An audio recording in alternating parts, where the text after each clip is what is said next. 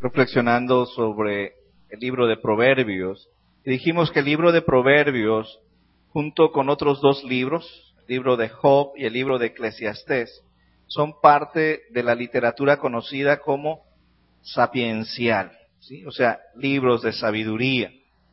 También hablábamos de que dentro de la literatura sapiencial en la Biblia hay tres tipos, ¿no?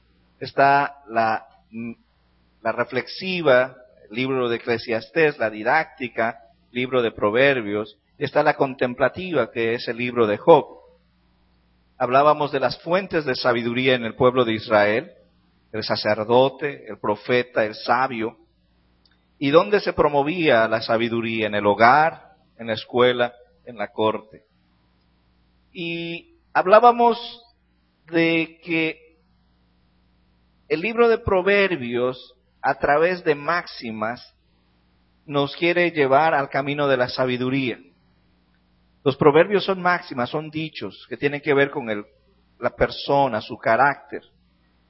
Y la persona y su carácter están puestos en un contexto social, espiritual. Hechos, capítulo 4. La semana pasada hablábamos de los caminos hacia la sabiduría. Y hablábamos de tres caminos. ¿Se acuerdan? ¿Cuál fue el primero? Conocer a Dios. Muy bien, el conocimiento de Dios. El segundo, honrar a nuestros padres. Como que nos suena raro, ¿verdad? Pero es un camino hacia la sabiduría. Y el tercero, escoger a nuestras amistades. Amistades que puedan aportar cosas positivas a nuestra vida. Quiero compartirles un poquito. Esto fue publicado el 5 de julio, o sea, la semana pasada, por la Organización Mundial de la Salud. Y dice: la Organización Mundial de la Salud alerta. La crisis económica perjudica seriamente la salud física y mental. La crisis ha llegado en un momento delicado para la salud pública, según la alerta de la propia Organización Mundial de la Salud. La recesión ha empujado la pieza de dominó, provocando una reacción en cadena. Conforme crece el desempleo, fallan las redes de protección social, se reducen los ahorros, los fondos de pensiones y disminuye el gasto en salud, aumenta la ansiedad en la población y las enfermedades mentales. La salud, en definitiva, dice la OMS, se resiente. Y algunas de las cosas que mencionan, que son manifestación de esta crisis económica, es el insomnio, y dan una estadística de que un 52% de la gente desempleada que ha perdido su trabajo padece insomnio. Problemas dermatológicos, eczemas, alopecias, líquen plano, psoriasis, problemas digestivos, dolores estomacales, diarreas, colitis, crisis de ansiedad y depresión, y eso ha provocado el aumento de medicamentos contra la ansiedad, la depresión en forma increíble.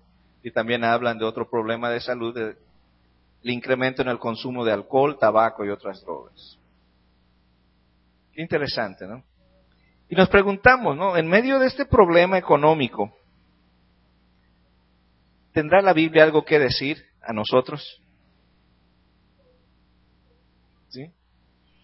Vivimos a veces en medio de ciertas corrientes ideológicas. Por un lado, la llamada teología de la prosperidad. ¿Y qué queremos decir cuando hablamos de la teología de la prosperidad? Es que hay iglesias, hay predicadores que aseguran que la marca infalible de que Dios bendice a su pueblo es la prosperidad económica material. Si tú no prosperas económicamente, algo está mal en tu vida espiritual, porque la evidencia de la bendición de Dios es la prosperidad económica. Nos preguntamos, bueno, entonces, ¿qué clase de cristiano soy yo, verdad? Que me esfuerzo, trabajo y no veo esa prosperidad. Y a veces ese tipo de enseñanza crea, ¿verdad?, una carga emocional tremenda en la gente.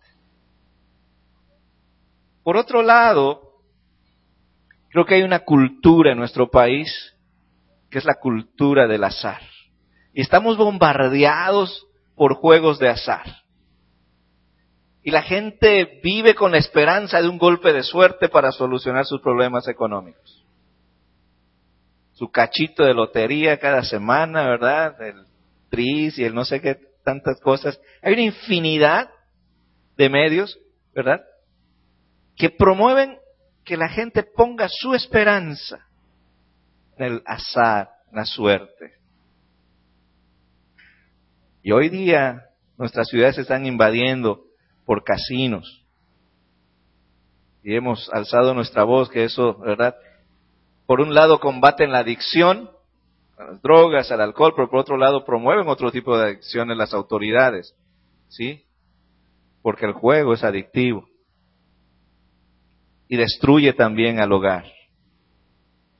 Bien, ¿qué dice la Biblia a nosotros en medio de estas cosas? La Biblia habla de la sabiduría y quiere que seamos gente sabia y que prosperemos. Pero tenemos que entender el concepto de prosperidad bíblica. Yo quisiera invitarles brevemente a reflexionar en esos caminos hacia la prosperidad bíblica, ¿sí? Y si me acompañan al libro de Proverbios nuevamente.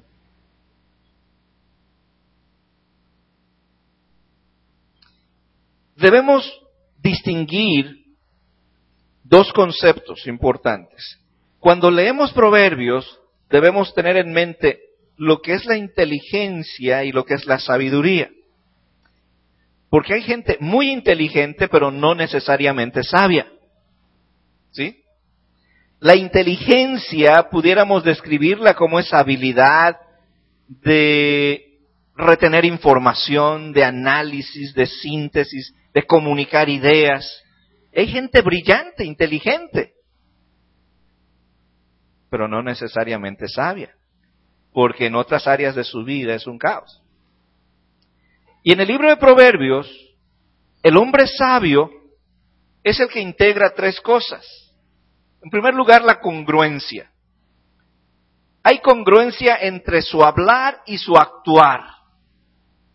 Y ese es un distintivo del hombre sabio. En segundo lugar, el hombre sabio también es una persona madura. Y la madurez en la Biblia tiene que ver con el discernimiento entre lo bueno y lo malo, entre el bien y el mal, la verdad y el error. Entonces el hombre sabio en la Biblia es el que tiene congruencia en su vida entre lo que habla y lo que vive. Es una persona madura, puede discernir, diferenciar las cosas. Y también el hombre sabio se distingue por sus prioridades. Sabe ordenar rectamente su conducta. La congruencia, la madurez, las prioridades son tres distintivos de la sabiduría en la vida que describe el libro de Proverbios. Así que enfatizo eso, ¿no? No es lo mismo ser inteligente a ser sabio. Y el libro de Proverbios a donde nos lleva es hacia la sabiduría. Y como uno de los comentaristas de Proverbios decía que la sabiduría es vivir en el mundo de Dios según los principios de Dios. Bien, vamos a hablar entonces de esos caminos hacia la prosperidad según el libro de Proverbios. Y hay un primer camino hacia la prosperidad bíblica. Si están conmigo en Proverbios 3, 9 y 10, podemos leer juntos estos versículos, hermanos. Proverbios 3, 9 y 10. Dice la palabra del Señor: honra a Jehová con tus bienes y con las primicias de todos tus frutos, y serán llenos tus graneros con abundancia, y tus lagares rebosarán de mosto.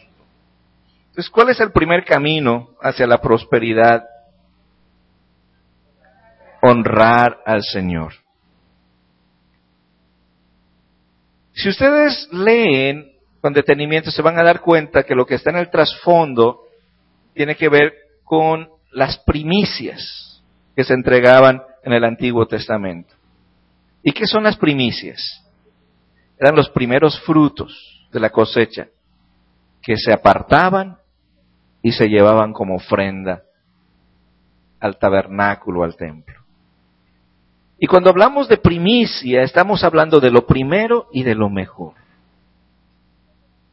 Y cuando nosotros captamos esto y honramos al Señor con nuestros bienes, Él nos da una promesa. Dice, tus lagares, ¿qué?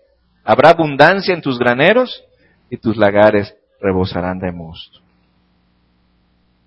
Entonces, un primer principio de prosperidad bíblica es honrar al Señor. Honrarlo con los bienes que Él nos da. Entonces, honrar a Dios es darle lo primero y lo mejor, pero también honrar a Dios es